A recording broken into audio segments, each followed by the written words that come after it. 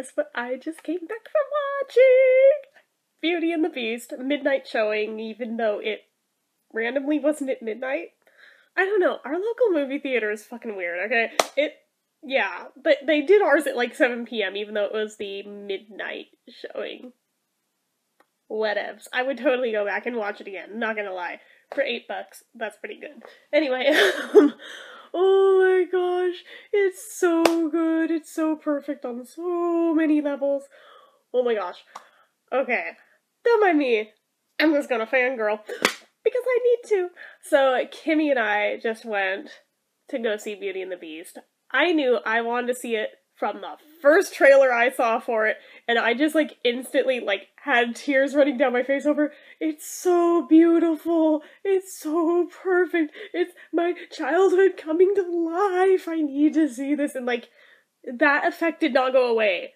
Every single time one of the commercials came on, same thing, like, instant tears, like, it's so perfect! Just, yeah, I knew I needed to see it. So when Kimmy mentioned that apparently they're gonna show it tonight, even though the movie technically doesn't come out till tomorrow, but apparently our movie theater is just special like that and regularly does shit like this, and I've just never paid that close of attention. Why not?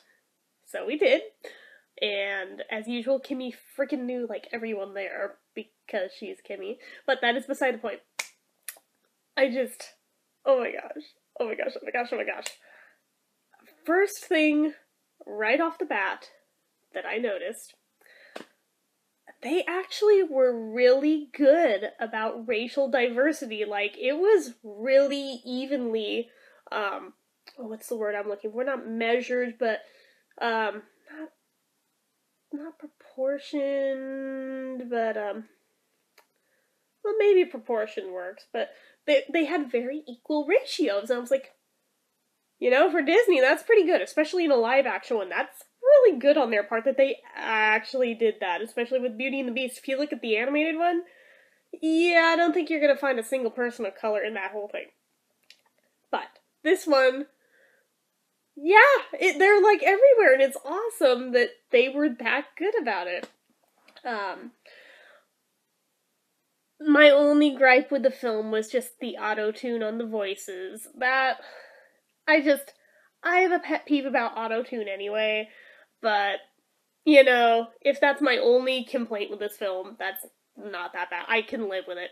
But, all of the set designs and the costumes were so fucking spot on, just, oh my god, just fangirling so hard, and just, everything was so overwhelmingly beautiful in it, and the people they got to play each role were so perfect.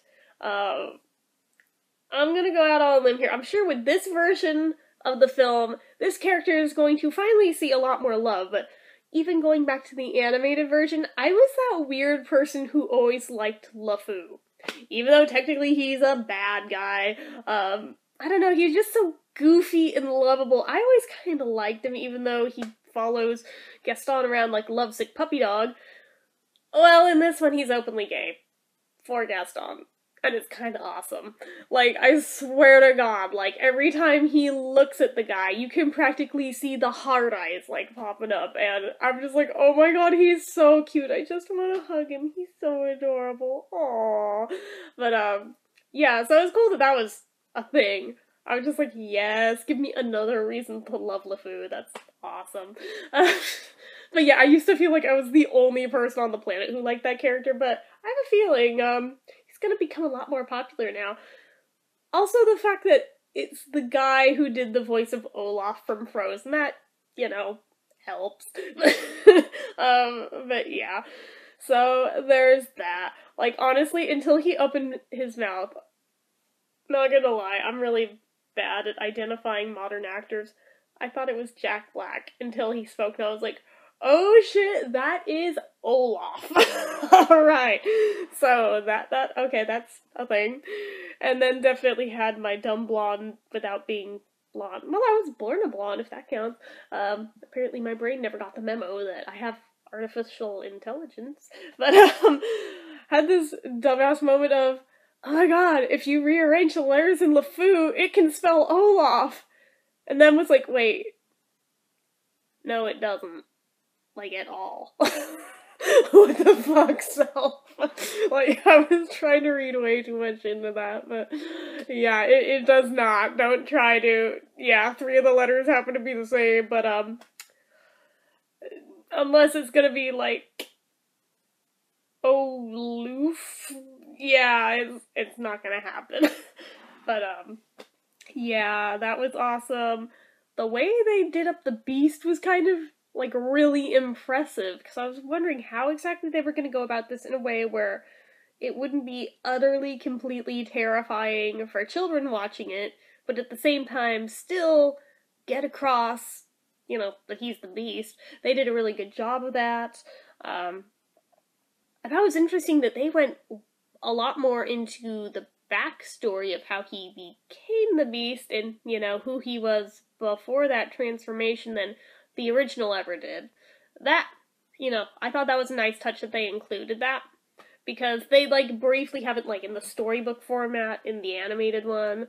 I feel like there was a computer game that I had in the 90s that was, like, Beauty and the Beast, but it was based on the novel and not on the film, so it went way more into it. This felt like it aligned with that, for whatever it's worth, but, that was pretty cool.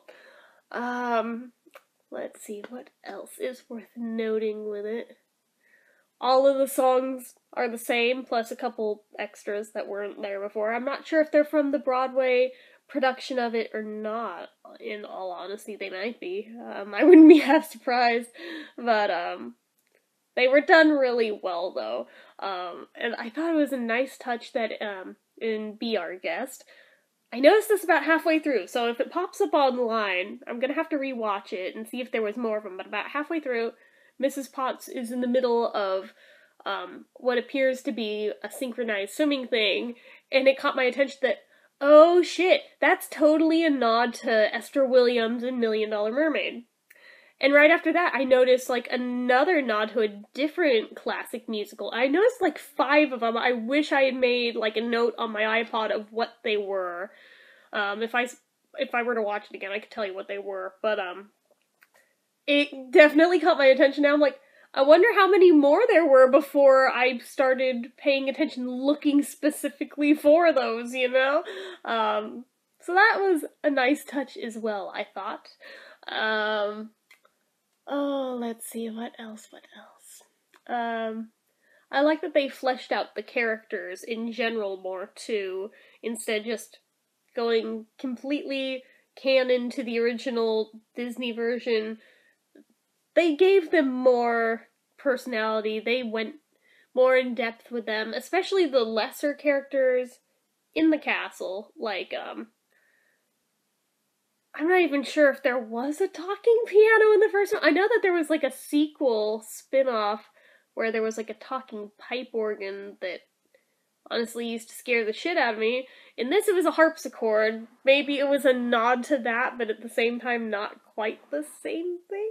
I'm glad that it wasn't, because I would have been shitting bricks if it were, because I still don't watch that particular, Beauty and the Beast spin-off, because it scares me. But, I'm a big baby. But, like, they had the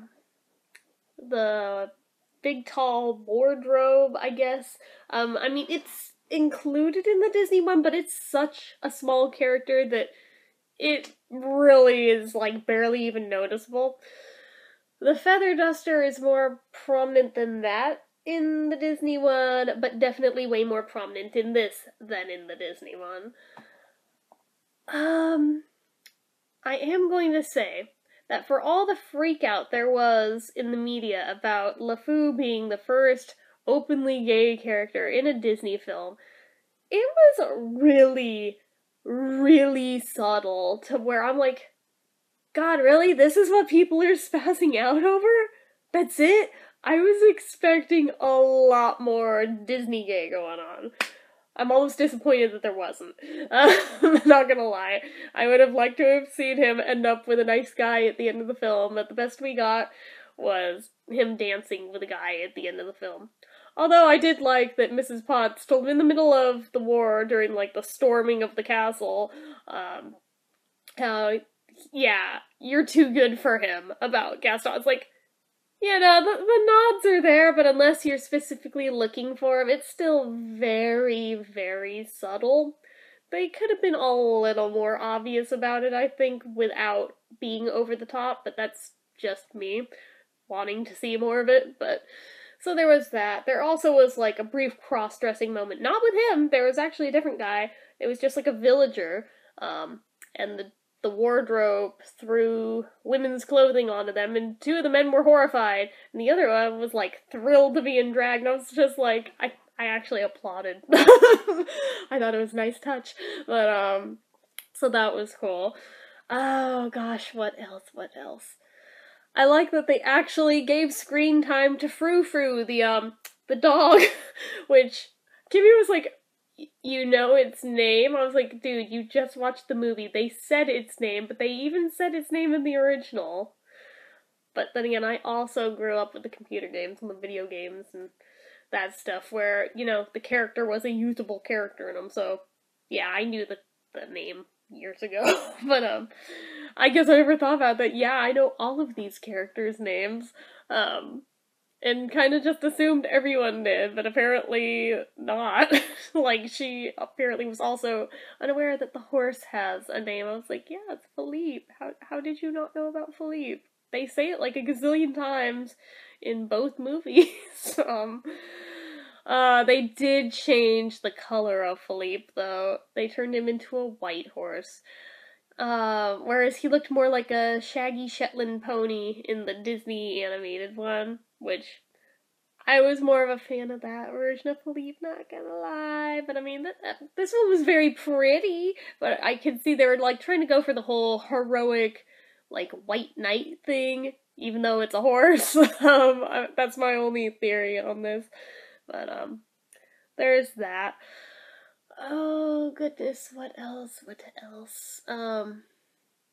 I'm still mostly just tripping out over all the set designs, though. They're so pretty.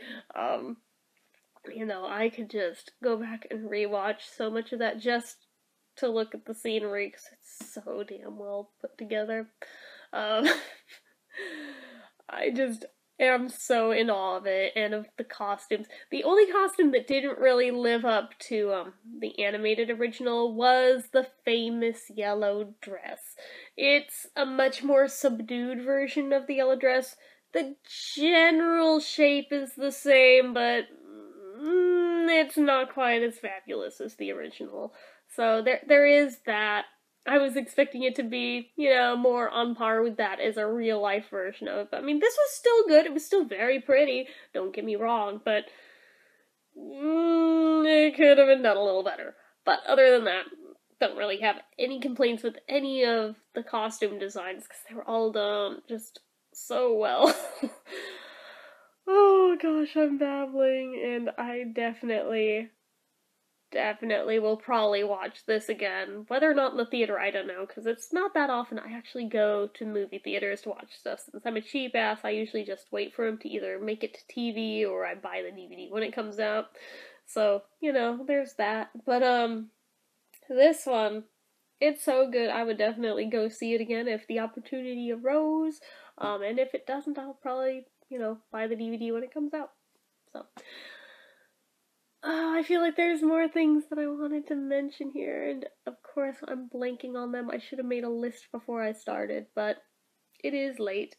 So, you know, just some points that I felt were worth sharing, especially since the movie technically doesn't come out till tomorrow, even though some places were showing it tonight.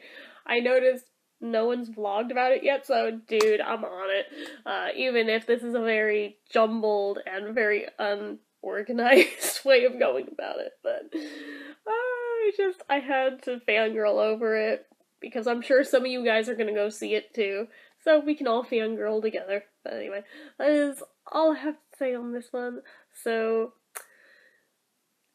yeah, I think it makes up for not filming the storytime video that I was originally going to film. I guess I'll do that one next Thursday instead, because it was a throwback Thursday story time. But it can wait. It is nothing pressing. It can definitely wait. So, anyway, as usual, if you like this video, click the like button. If you're not already and you'd like to be, click subscribe, leave comments down below, and until next time, bye!